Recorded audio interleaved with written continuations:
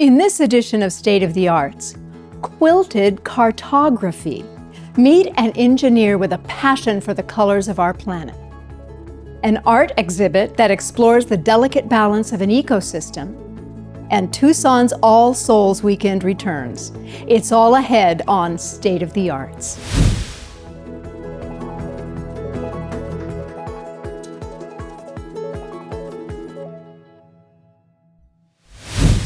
I'm Mary Paul, and this is State of the Arts, where together we'll explore what's happening in the art world, across Arizona and across the country. First, we look at one engineer who found artistic inspiration while looking at the surface of the Earth. Satellite imagery is often used in Geographic Information Systems, or GIS, mostly for scientific purposes. Now, she's transforming the beauty and complexity of GIS into colorful quilts. Hi, I'm Deb Berkebile. I am a mechanical engineer by day, and every other waking hour or minute, I am an artist.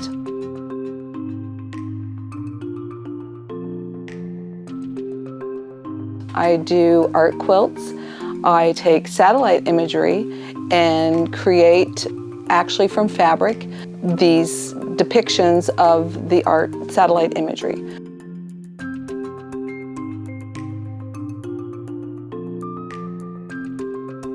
I take hand-dyed fabrics. All of my fabrics are either dyed with Procyon dyes or shibori or whatever the colors I am needing. I hand dye my own fabric now. I went to Chicago and bought my quilting machine from a quilt festival up there. I had done quilting before.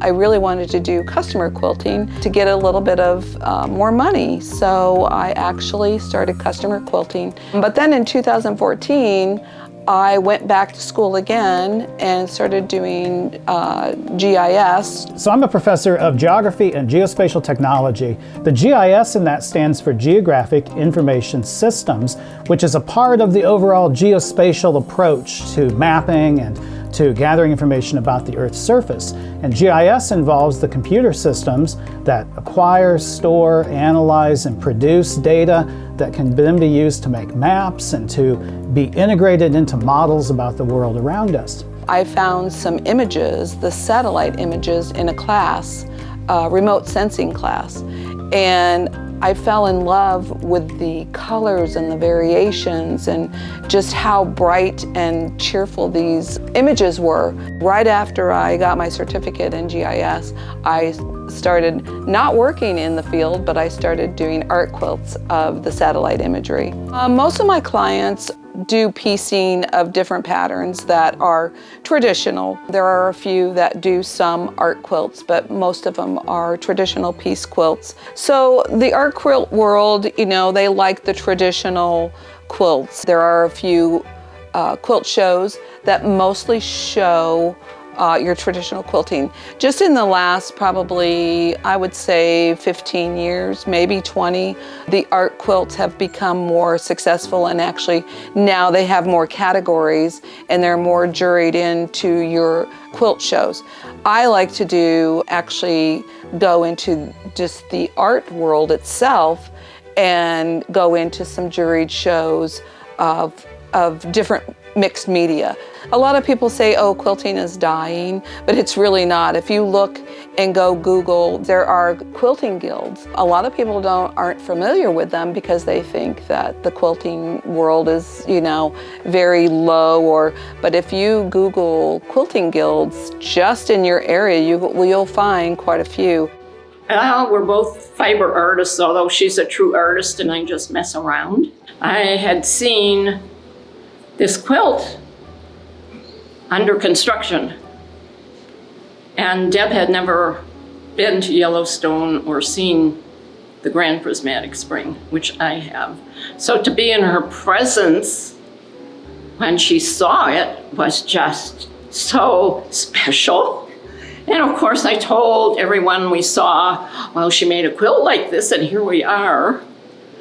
So when I was at Lakeland, my professor, he was very interested and was very good at like remote sensing, and that was one of my favorite things during the class time that one of the classes that I took. Deb is one of those students who has multiple talents, and she was working for a company doing mostly SolidWorks engineering. And so Deb came to Lakeland to get her certificate as an adult already in the workforce. She wanted to add GIS to her skill set. And that all seemed well and good, and here's an engineer coming to us and taking classes, and we're off to a great start. And in one of the classes that I was teaching in remote sensing, it was 10 years ago, in spring of 2013, I remember the day when we were doing an introduction to Landsat satellite imaging, where we start seeing all those images with colors on the screen, and we can look at the world through a new lens and a new perception, and we can begin to detect and understand what's going on with things like vegetation and rock formations and so on. And all of a sudden, Deb clears her space and starts scribbling away on a piece of paper, and everybody else has their nose on the computer screen doing their lab assignment. So, of course, I asked Deb, "Hey Deb, what's going on?" And she says, "Oh, I'm doing a quilting pattern." The first one I ever did was the Painted Desert, and it has been around the country. It has been in several shows, and I'm very proud of it because people, when they look at it, they say, "So how do you do this?" The Painted Desert and the Eye of Sahara are two of my first ones that I've done, and they're very unique. They do not have the hand-dyed fabrics, but they're mostly batik fabrics. But they are one of my, proudest moments, I guess, of starting the art quilt world. The GIS quilts, what actually got me inspired for that was I found images in a book that's called Earth as Art. There's a few of them published, and it's all satellite imagery from NASA. So you looking at a satellite image and it's green doesn't mean that it's vegetation. Sometimes the color red is your vegetation, like during some of the glaciers, red will be your vegetation. So the colors of that really fascinated me. It's her curiosity ultimately, I think, that's impressive. Her artistic ability is incredible, but certain people have the gift and the talent to interact with the world in a particular way.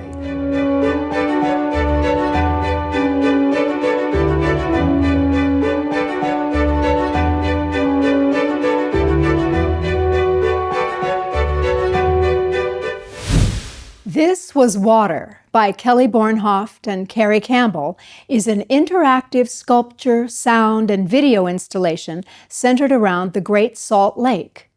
The sculptures are modeled after the gypsum crystals, or dirty diamonds, that emerge through the salty crust at the Great Salt Lake due to water consumption and climate change. This multimedia installation invites reflection upon our relationship with this fascinating and fragile inland sea. Let's take a trip north to Utah to learn more.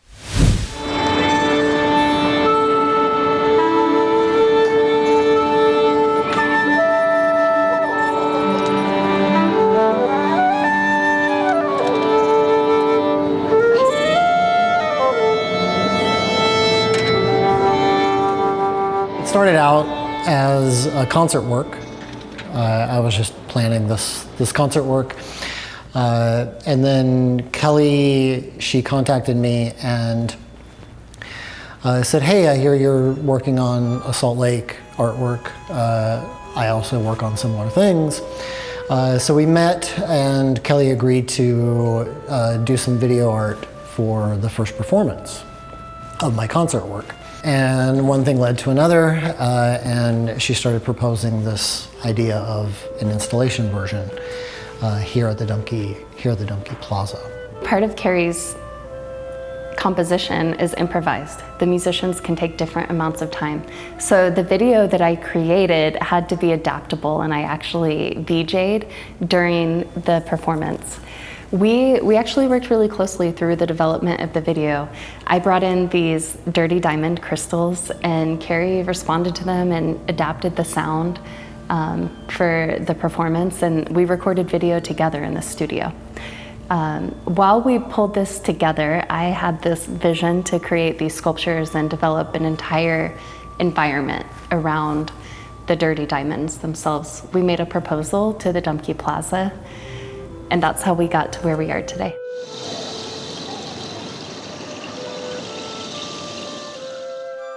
We chose to model the sculptures after these selenite crystals, which are this really unique phenomenon of the lake. They actually only occur in one other place in the world that we know of. It's in the salt flats in Oklahoma.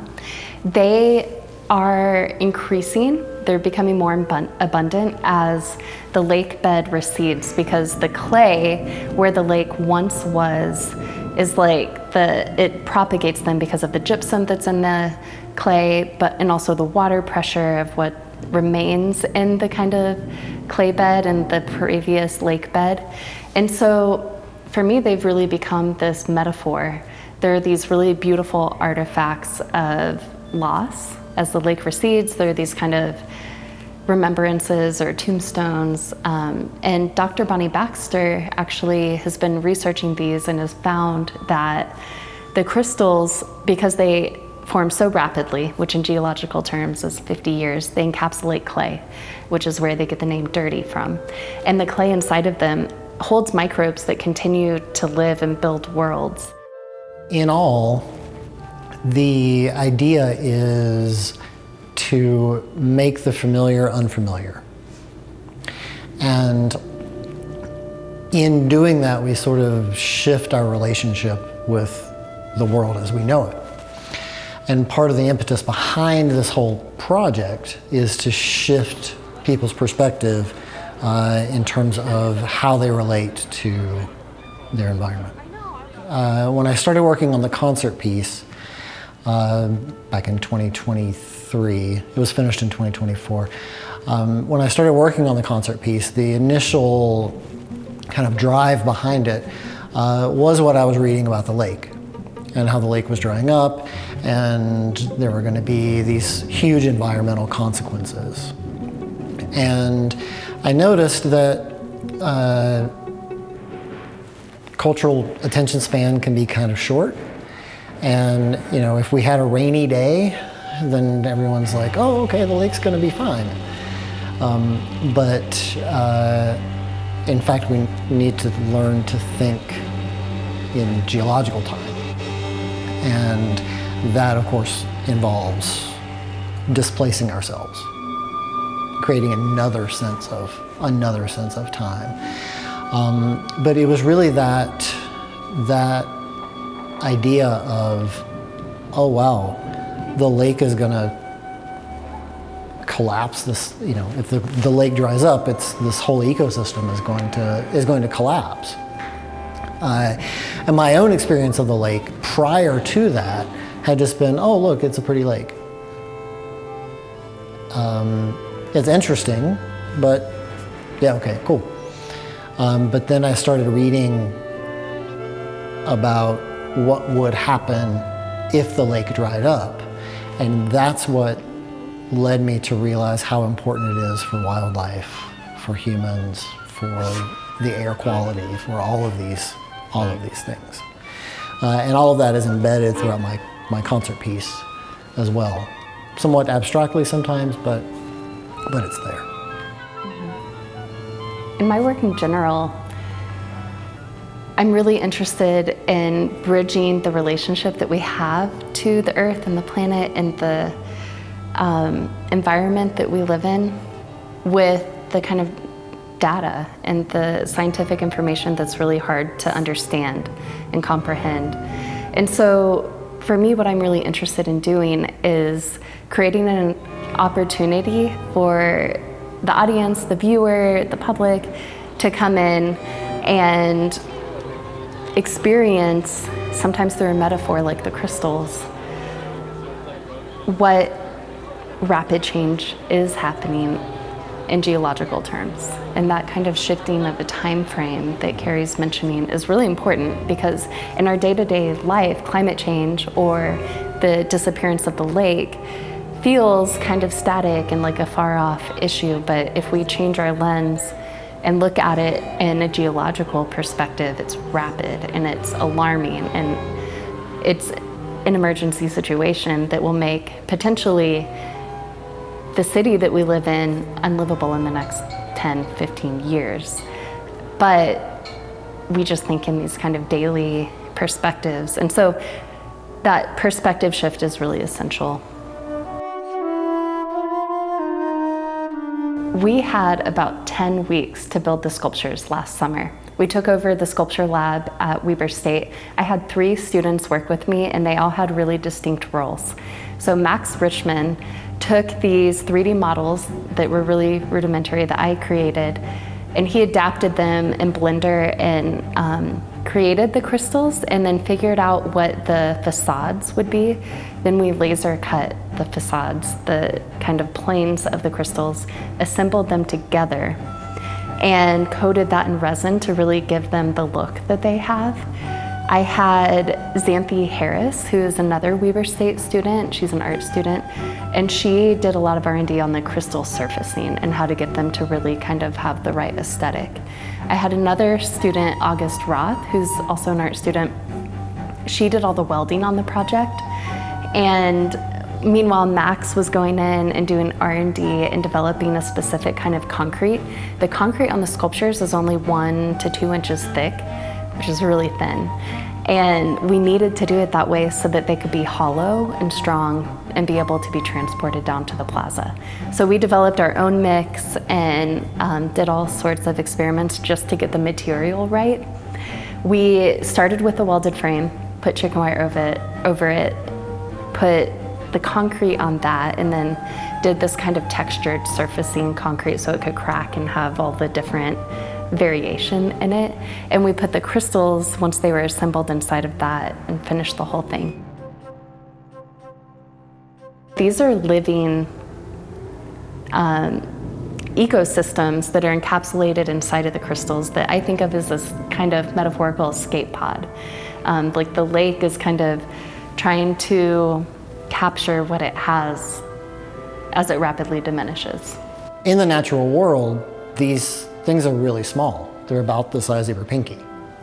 And so by blowing them up to a 6 foot, 8 foot tall sculpture, this massive scale, we're inviting the kind of perspective shift that we've been talking about. All of a sudden, we become the small one. And I think that it invites further contemplation on sort of our place on this earth. And the content that we're talking about in This Was Water is the evaporation of the lake, which is something that's always in flux. And so having an environment that's also always changing just feels right. Mm-hmm. Yeah, we wanted to create a space, not just something to look at, but a space in which people can inhabit, at least for as long as they're here. And creating that space, of course, means creating sound, creating lights, creating interaction. And I think that that's one of the strongest and funnest things about this particular installation is the idea that it's as if the crystal sculptures are aware of our presence.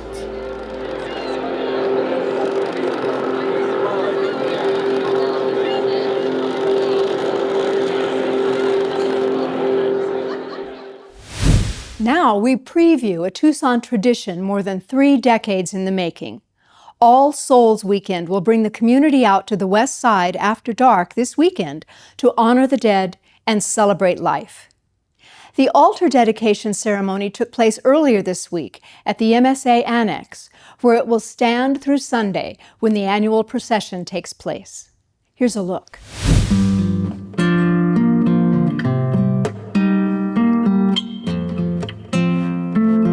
The kinds of things that people typically add are photographs of people that they've lost.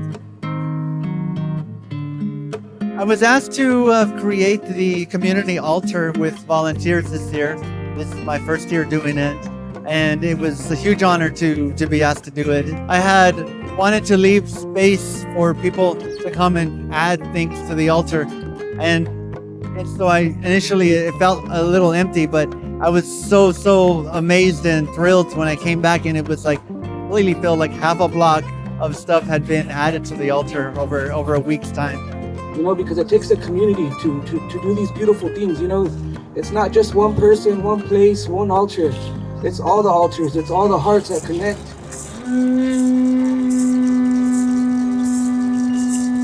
We face the direction of the west, the direction of endings, and we thank the Great Spirit for the beautiful fire in the sky each day that helps us to remember to give thanks for our daily blessings.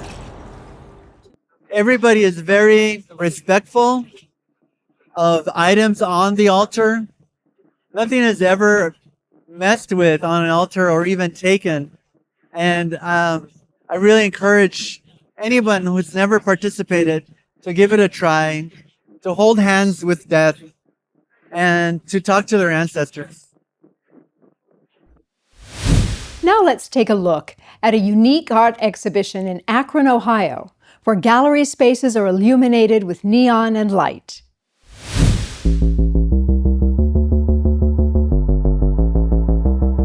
One of the things that I wanted to showcase was how many different working styles there are within this medium. So there are artists who work with professional neon manufacturers. We have artists who bend their own neon, and then 2 artists who even use recycled neon from wherever they can find them out in the world, and then they combine them into these new compositions. So it's really beautiful to see all these different working styles, to see artists who are minimalist, to see artists who are maximalist, and then the variety within that. Max Huber-Schneider, he's taken a helicopter wreckage, suspended it from the ceiling, and from that are all these chains with fluorescent tubes, just the kind of thing you would find in a hardware store. And then he's created this resin pond with all of this kind of detritus, this material that's embedded in it. And then there's these plants that are growing out of it, and then all this neon. And the neon is activated. And then there's also these Tesla coils that sort of draw energy, kind of like static electricity from the air. And once they have enough energy, they activate, they send off these sparks, and then the fluorescent tubes are lit up. And it's loud, and it's this kind of bright flashing light, and it almost feels like a lightning strike.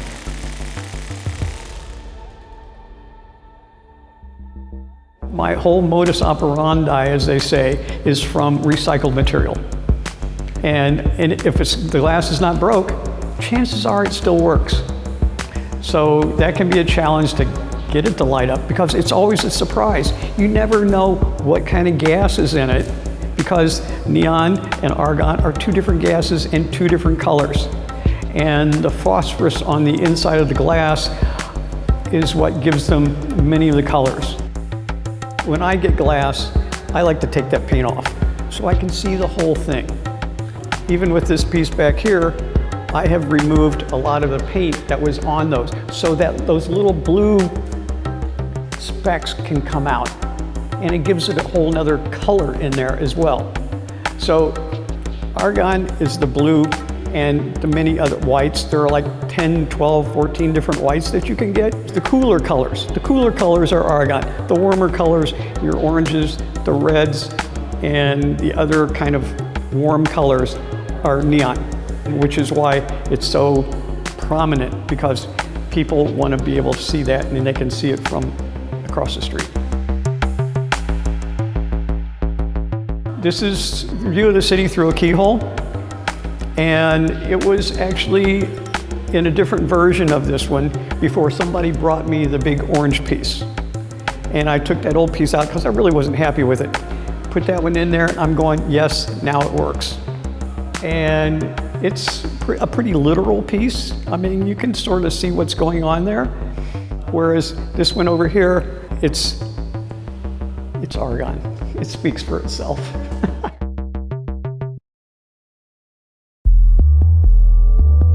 It wasn't really until the 60s that artists started exploring how you could work with light, how you could manipulate light in different ways. And one of the first artists to really think about neon was Keith Saunier. And he is in our show. He's from Louisiana originally.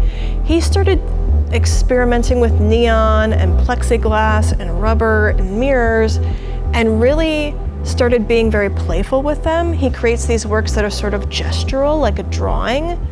But when you think about it, it's not a drawing at all because you have to bend these to these exact precision. But he's created a work that's so playful and feels improvisational, but that would have been highly structured in the way that you make them. Breakneck Creek, which is a tributary to the Cuyahoga River, is right behind my house, and I walk back there almost every day.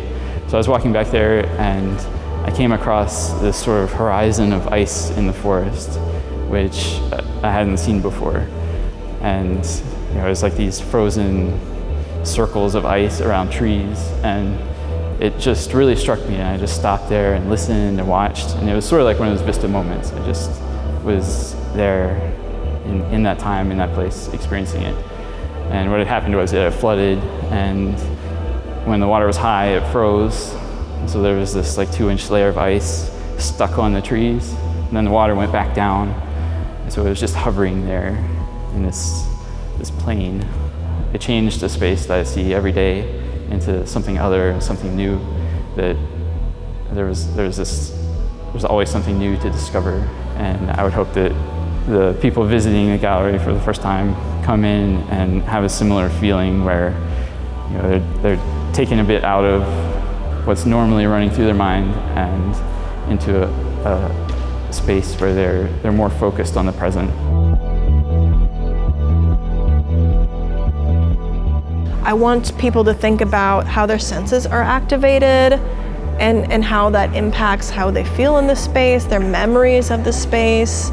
There's a lot of different topics that we're addressing within the show, so I hope that they, engage with those and think about some of the things that we're bringing up. But ultimately, I just hope that by activating your different senses, you can really create a positive core memory of this exhibition and your time at the museum.